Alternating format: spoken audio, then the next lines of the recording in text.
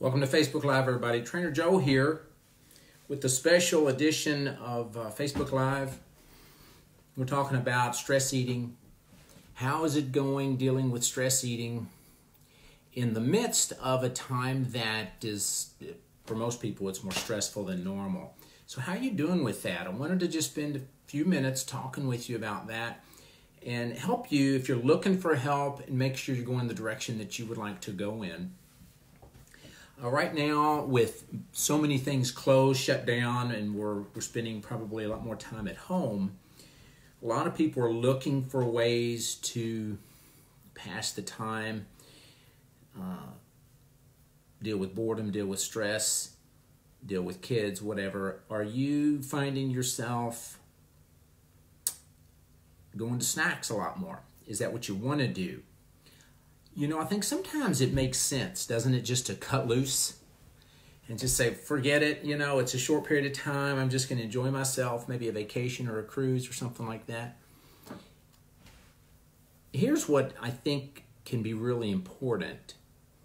And one is to realize that this is something, even though it might be more difficult than normal, it is something where you get to decide. Notice Deborah just put on there, being shut up with toddlers makes me want to stress eat for sure. Yeah, I think I get it. But let's realize it is, in a lot of ways, a decision we get to make. I was meeting with the group one time, and a lady told me, she said, I'm just so glad that, she said, I'm ready to do this 21-day transformation and lose weight because my stress is behind me now. And I was like, well, probably not, right? It's still coming. So we're having to decide, how are we going to do this on a regular basis? You might be a little bit like the freshman 15, right? You go to school, your freshman year, you gain 15 pounds. Didn't have to gain 15 pounds, but you were in a situation where it just made sense. Do you want to gain the Corona 15?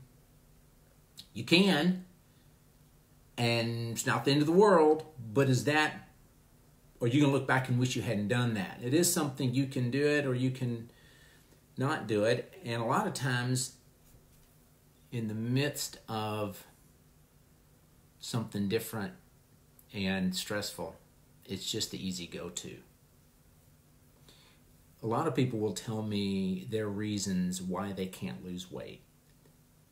And sometimes they're good ones, right? This happened, that happened, this happened, that happened. Just made sense for me to gain weight. And then now this is happening, right? Do you want to look back in 2 weeks or 3 weeks or whatever and explain why you gained 20 pounds? Maybe. Maybe there are times that it's justified just to say, forget it, right? I was working with a guy one time who he had lymphoma, and he was in remission. He struggled with his weight, but he was wanting to do good. He was wanting to be healthy. And he said, you know, Joe, if I was to get diagnosed again and was given only a short time to live, I might just say, who cares about what I eat? I get it.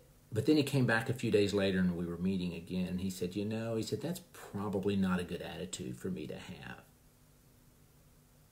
What kind of attitude makes sense for us in the midst of something like this? Snacks to get through a stressful day, snacking to get through a stressful week, snacking to get through a stressful month, or is that just our lifestyle? What you do this week, eating-wise, or the next 2 weeks, ain't going to be the big deal in your life. Unless it just is the beginning of the end for you and it just opened up the floodgates and you said, forget it for the rest of your life. But what we really are looking at is, what kind of world are you living in? This is a little microcosm of hopefully just 2 or 3 weeks. Could be 2 or 3 months. Could be longer. What kind of world are you making for yourself? What's it going to look like for you? And that's the risk, what Deborah just said. It's snowballs. Is this going to be a snowball thing for you that you wish had never started? Or are you going to be fine just to act like you're on a cruise for a week and splurge, or 2 weeks? I have no issue with that unless it creates a problem for you. Unless we're struggling with your identity. And who are you really? Who are you really? Do you become a different person when stress is high? When are you pretending? Right? Do you become a thief when the stress gets high? Do you become an addict that's doing drugs when stress gets high? Some do, obviously.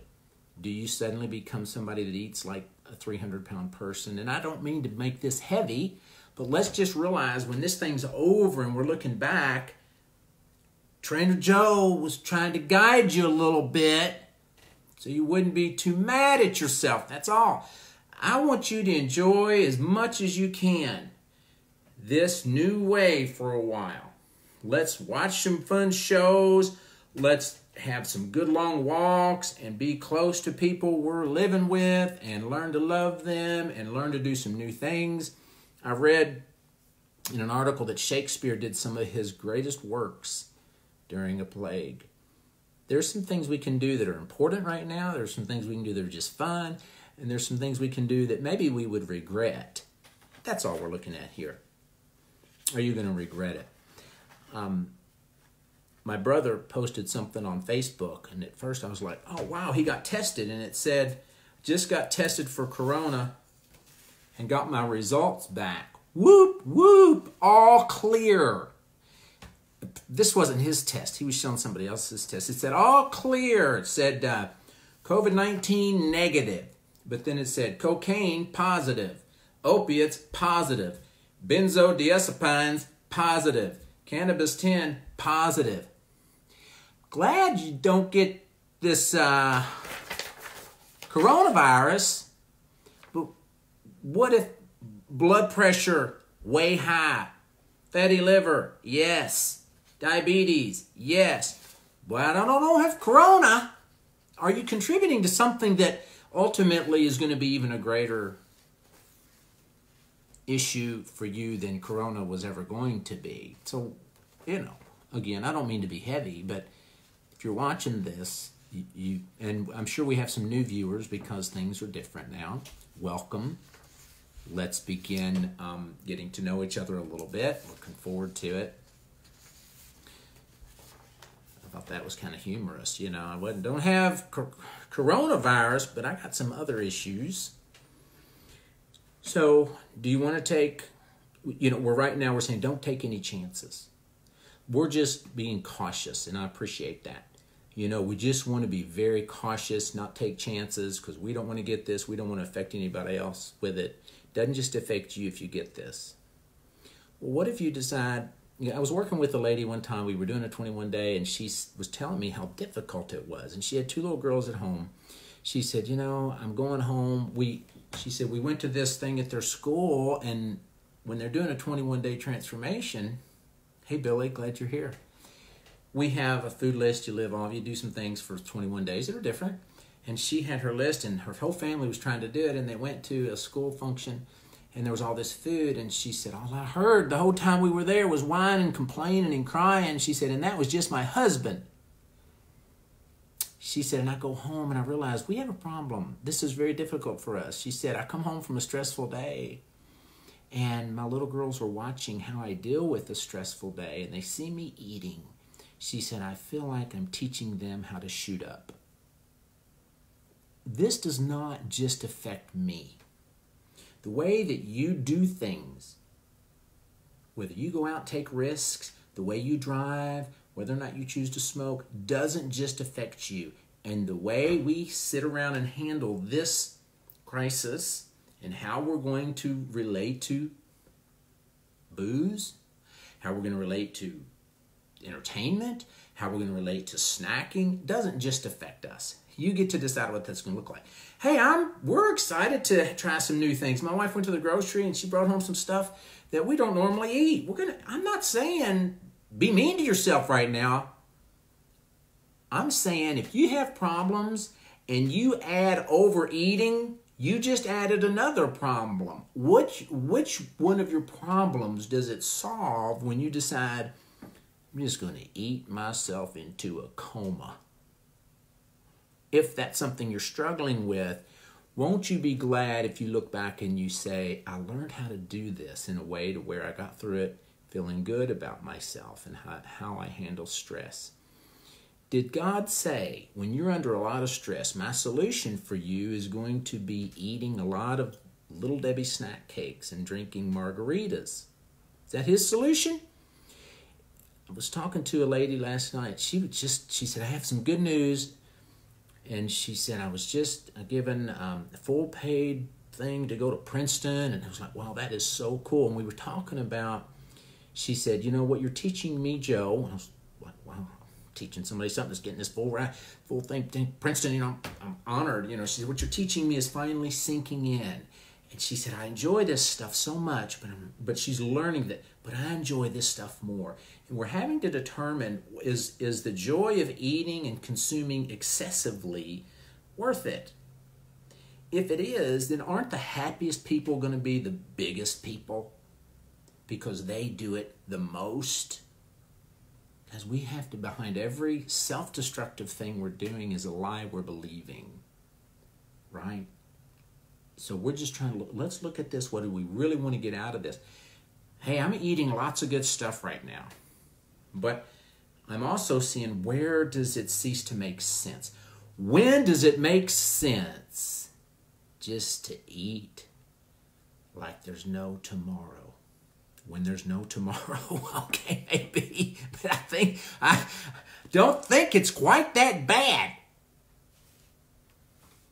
Jesus did change water into wine. I'm not criticizing your wine, whoever that is out there making those comments. What you do this week is not the issue, but is it starting something in you that you're going to regret? How many days? I was working with the nurse one time, and she was coming to me for one-on-one coaching, training, and all that, which I might need to start doing that again since we're not meeting in groups. If any of you are interested in some one-on-one individual coaching and training, I do have facilities here. Let me know. Happy to talk with you about that. Thought maybe we were done with that aspect of my work, but we ain't going out there, so you'll need to come to me, or we'll do it this way. But this nurse was working with me, and the main reason she was coming to me was because she was seeing so many unhealthy people coming into the hospital that she was treating, and she was realizing so many of these things we're treating are because these people just eat. She said she at times would need to do the CPR on people and chest compressions, and she said some of them were just too big and I couldn't effectively do that. But anyway, she said, Joe, so we were working together, and I've got this 10-pound squishy ball that you throw into the floor, and usually when she would come over for a workout, that would be part of it, and just throw that into the floor, and we'd usually do sets of 10. So she'd do 10, and then she'd go on and do something else. Well, she had told me about the last few days and her eating, and she had splurged a little bit. She'd had a couple of cookies that weren't on our list. So when she was doing her slams, she got to 10, and she stopped, and I said, why are you stopping? She said, well, don't I always do 10? I said, well, you ate 2 cookies that weren't on the plan. We got to do something with those cookies. It was extra. How many days? Because she had a plan. She wanted to lose some weight. So we said, well, here we go. And we were on that plan, and we were seeing this is when it's good. We put dates to it, and we were looking at it. She had goals, and it was a lot of fun. But when she went off track, then we had to say, okay, what's going to happen here? We're either going to have to add time because you went off. How many days do you want to repeat? If you've been for years wanting to lose weight, how many days do you want to do over again? How many days do you want to repeat? Are you on a path that you want to stay on, or are there certain things that come up that you say, I don't care.